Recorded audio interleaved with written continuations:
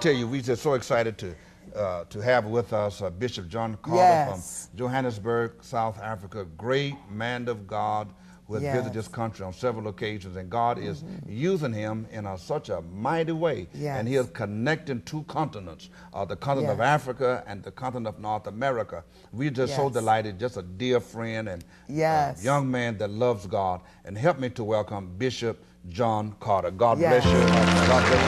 God bless you. Just so delighted to have you here, Bishop. And what is God doing in your life?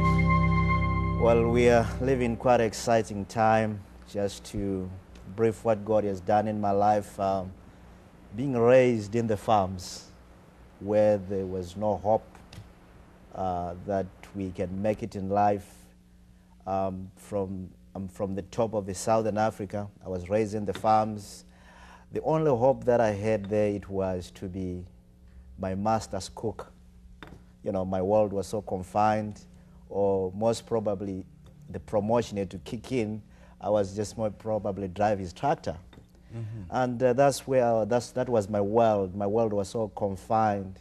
And I'm just here to thank God whilst I'm sitting here with great people of this great country and this great continent, that God has been so faithful to pick me up in the farms and plant me to the place where I can communicate to the world and be able to share these glad tidings and carry them.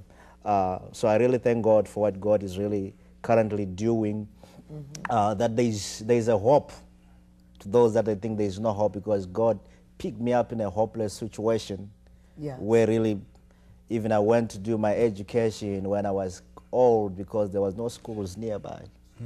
And we had to walk long distance, just go and get education if you don't have a bicycle to cycle. We're so poor that we couldn't even afford a bicycle by that time. But God is so great that we walked those miles, those kilometers, so that God could really help us. So you experienced God in South Africa in an unusual way. In a very unusual way. That God picked you up out of poverty and your world was so confined. And now here God has taken you out of that limited world and brought you into ministry where you are ministering to thousands. And what is your church doing in South Africa? Yeah, currently as a church, we are involved in quite a number of projects. We have been preaching Christ to some people. We've realized that preaching Christ, people get saved, and after that, they are still empty. They are filled with the Spirit of God, but they are standing on one leg. So God currently, what is really challenging us as a church is to preach the holistic ministry and gospel so that we can come to a place where we are preaching the gospel to the whole person. I would really say that the gospel has come to us. We have received like half gospel, where we know about Jesus Christ, we know about the Holy Spirit, but in actual fact, we never really lived complete life. And now, we as a church, we now realize that God has called us to reach the complete man, the holistic ministry, where we reach you spiritually, physically, materially, and economically.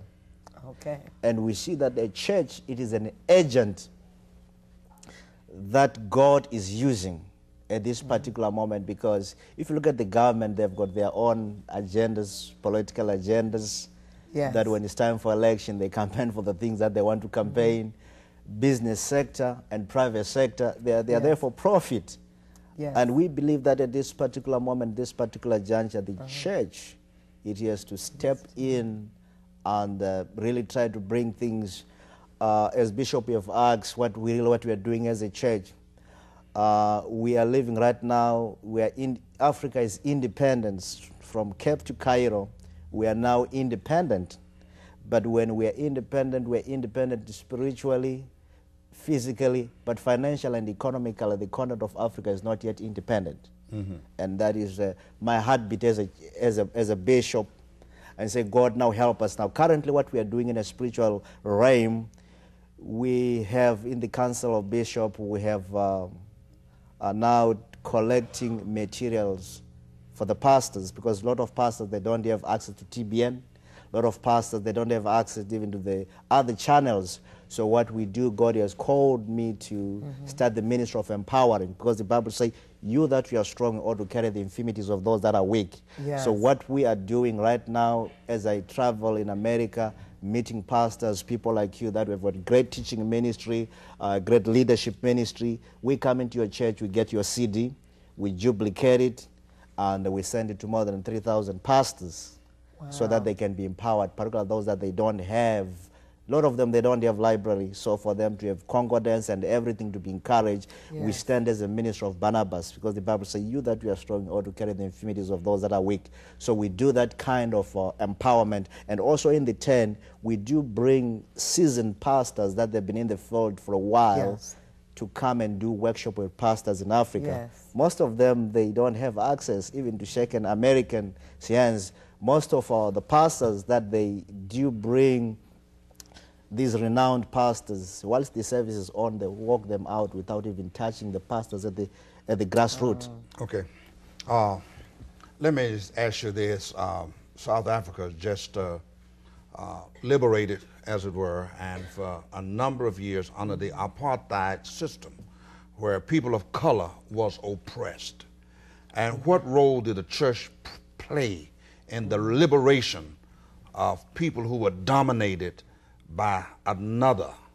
And now what is the church doing to impact our lives, not only coming into the kingdom spiritually, but also causing them to have a better life? And we even know there's a lot of problems there, poverty, and also the pandemic situation of AIDS, and the church really addressing those issues there?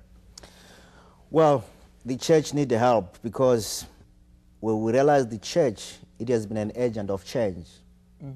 Even within the apartheid regime, the church played very important role.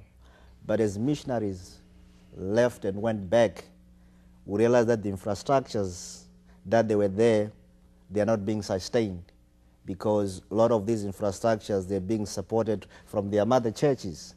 So when missionaries left, went back to America, went back to Canada, went back to Great Britain, the things is like our systems are deteriorating. Yeah, begin to collapse. Collapse. So now you have to now develop new leaders, new infrastructures in order to meet the needs of the people. Strategy. This is what we are doing right now, trying now to come out with new strategy, getting new partners, getting some people here coming and help the continent of Africa, especially in South Africa, where we are, so that people will have changed set of mind and be able to look after the infrastructure.